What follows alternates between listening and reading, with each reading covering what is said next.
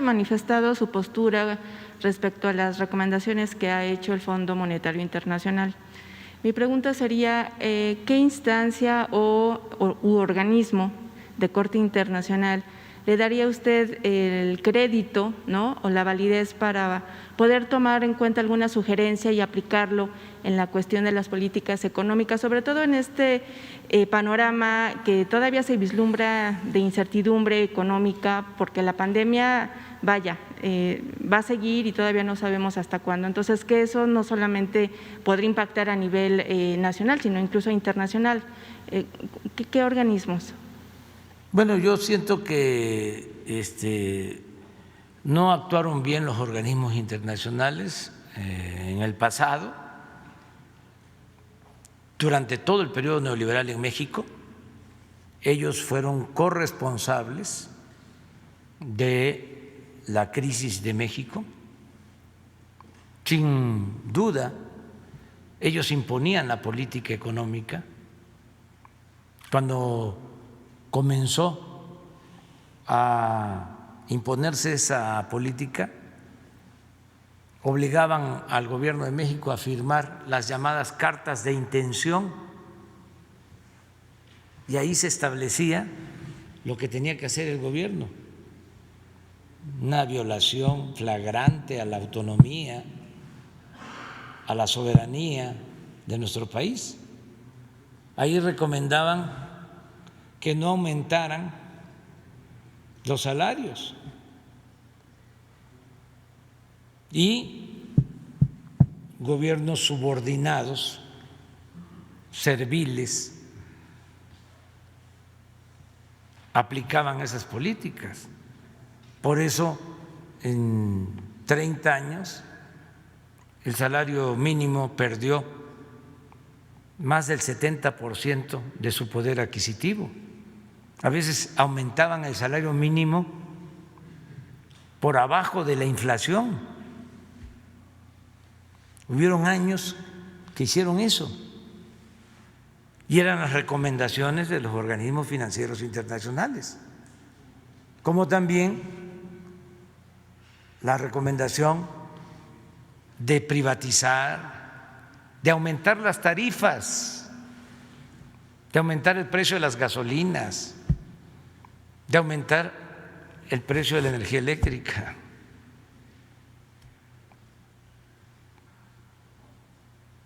Esas políticas las dictaban, eran recetas del Fondo Monetario Internacional, del Banco Mundial, que son corresponsables, pero la culpa mayor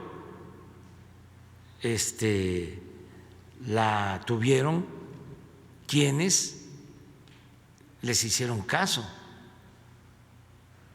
los gobiernos de México. Toda la política privatizadora, de entrega de los bienes del pueblo, de la nación, a particulares, fue una recomendación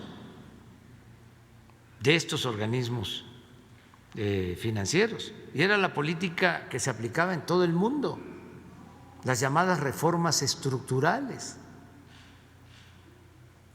Entonces ahora es distinto. Nosotros somos respetuosos de estos organismos, pero nuestra política económica es soberana y es completamente distinta. ¿Qué recomendaban ellos, por ejemplo, cuando se presentaba una crisis como la que estamos enfrentando? Que se rescatara a los de arriba. Por eso fue lo del FOBAPROA. Imagínense convertir deudas privadas en deuda pública.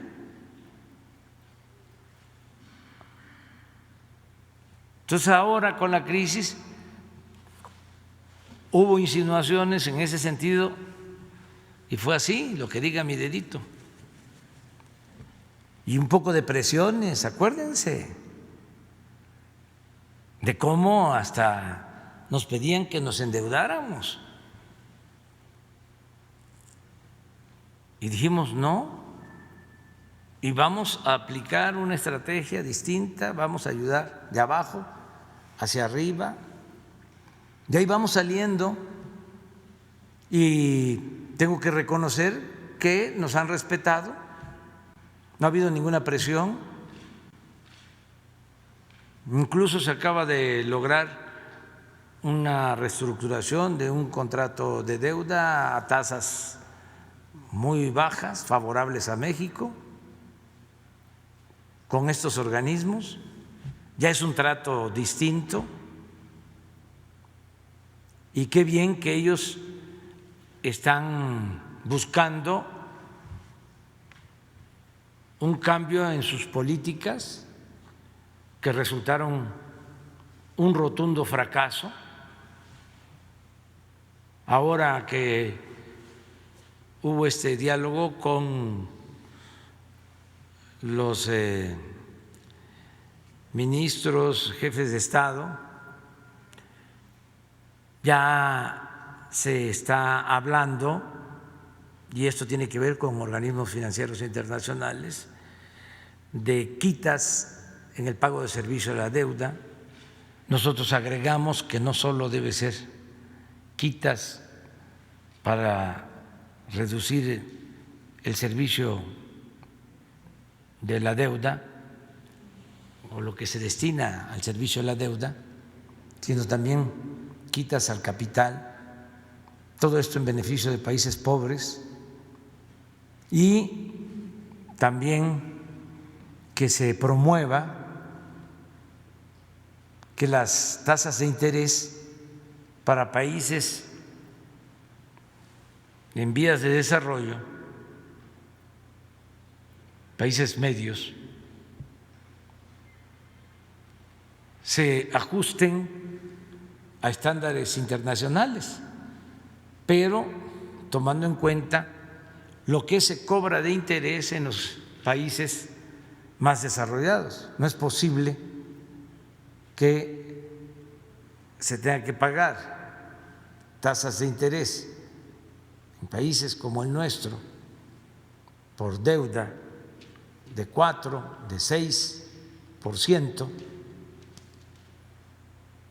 y en países europeos esté al 0.5 o en Estados Unidos al 0.7 o al 1.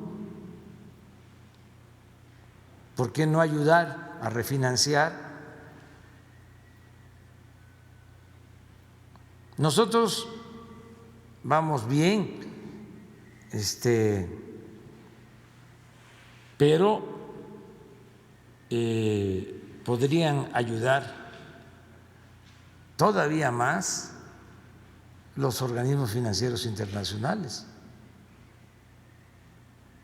Nosotros no tenemos problemas financieros, acaban de calificar a México, se mantuvo la misma calificación,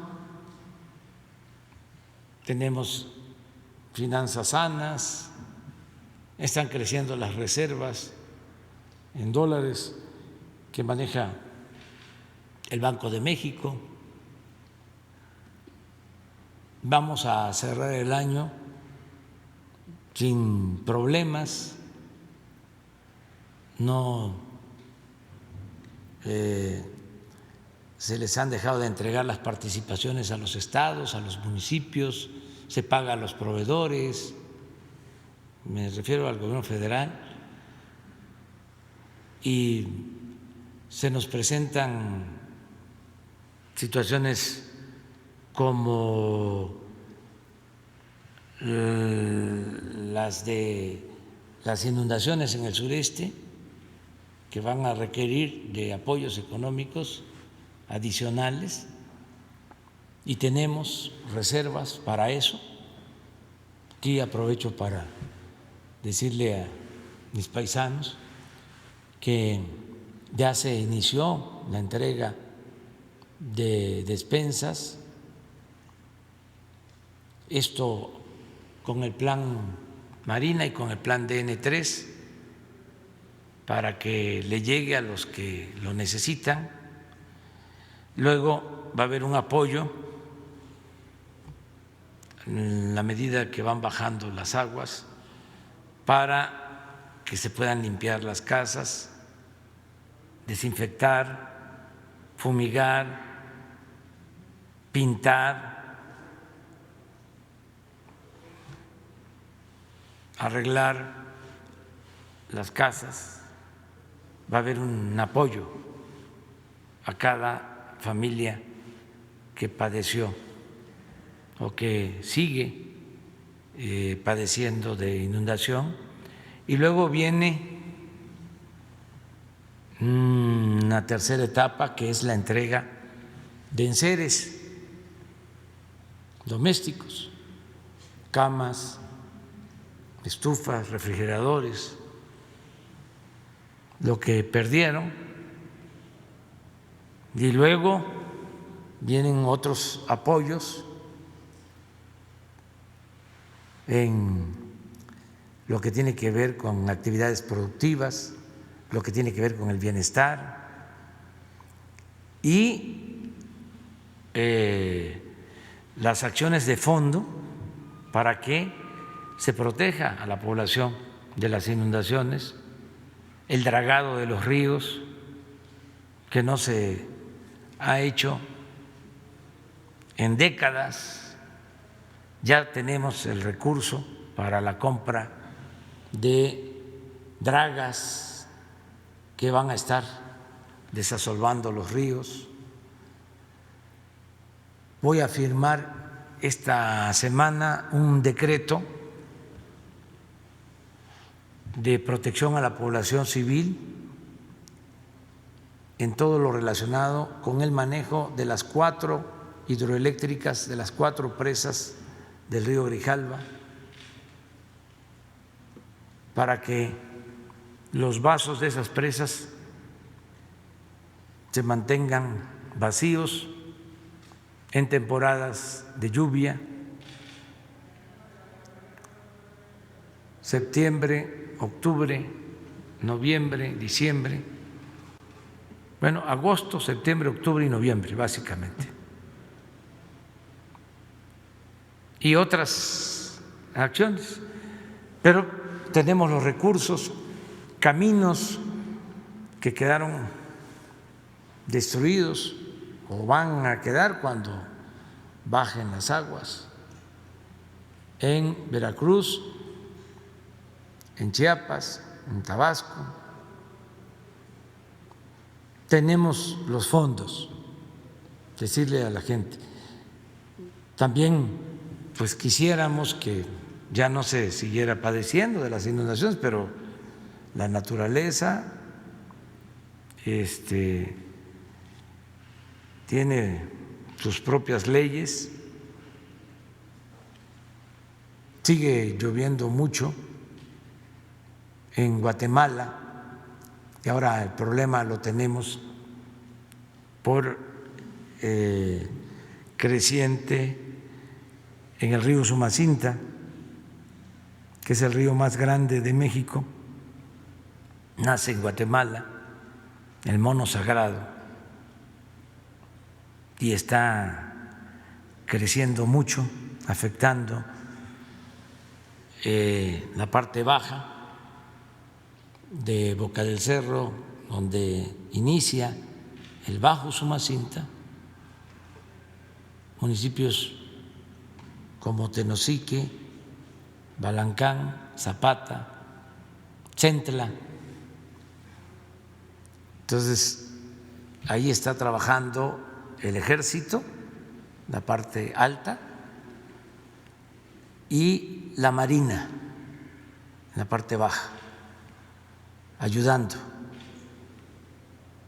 Ahí no hay ningún control hidráulico, no hay presas. Es un río que no tiene ningún control hidráulico. Entonces está creciendo mucho.